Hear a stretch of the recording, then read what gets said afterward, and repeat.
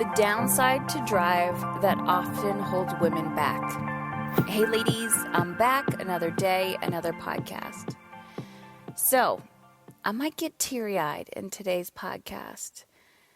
So bear with me. I've actually been struggling with this one. And I wanted to share it with you. And I don't know why I'm getting emotional. Okay. So you have goals, you have wants, you have desires. There is something inside of you that wants to be expressed in the world. Whether it is losing a few pounds, gaining more energy in your body and your mind, stop yelling at your children, gain a career that feels more in alignment with who you want to be. I talk to so many women on a weekly basis about going after their goals, and too many of us stop. Why do we stop? Well, we stop because we're people pleasers. We stop because we're living by other people's design of who we need to be. We stop because we don't think we're worthy of something. We stop because we don't think we're enough. Somewhere along the lines, as women, we've become severely oppressed, and race and culture are a whole other conversation. But somewhere along the line, we've been taught and told that our life purpose is to nurture everybody else but ourselves. So then something magical happens. You catch this bug, you become brainwashed.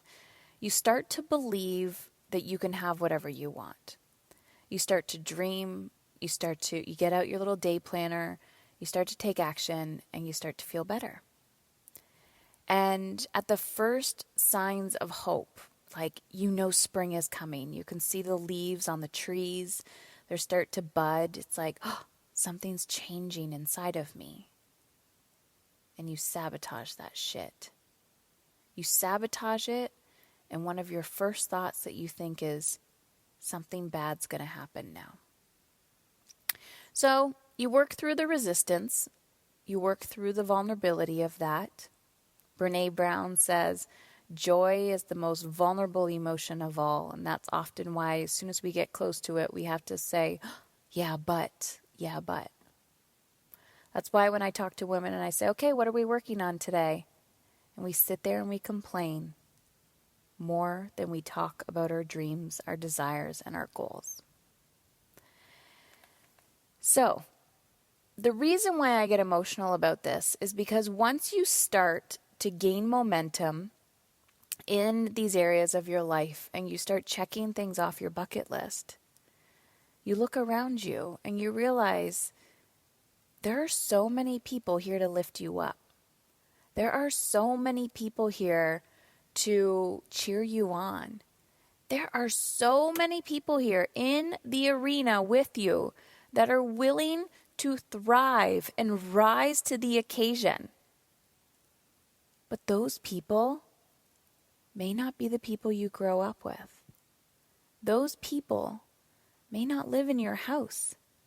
Those people may not be the best friends you've had since kindergarten. And maybe it's because I've discovered how to strengthen this muscle inside of me, this motivation-driven muscle that I didn't know existed in me. But the days when I ask myself, Heather, how do you want to be remembered as a mother? How do you want to show up every day for your children? What do you want your life to look like? The days I do that, I give everyone else around me permission to do the same. And not everybody wants to take personal responsibility for their life. So here is the deal. And I'm just going to be honest. When you achieve a certain level of success in your life, and I don't mean financial success, I literally mean feeling good. When you choose to become a different version of yourself, and I don't like that term, when you choose to become who you authentically are, to express yourself more, to wear different clothes, to change your social situation, to say, you know what, less gossip, more dreaming, less drinking, more dreaming. When you choose to become somebody else that everybody else is used to,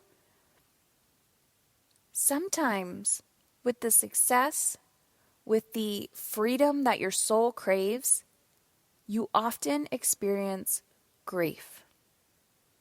And this is what holds people back.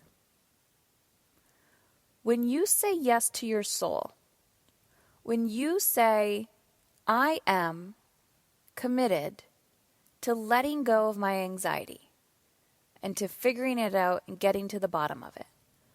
I am committed to stop yelling at my children and cultivate and create more of a connection. I am committed to never being in overdraft again. I am committed to becoming debt-free, and I am committed to taking responsibility for every area of my life.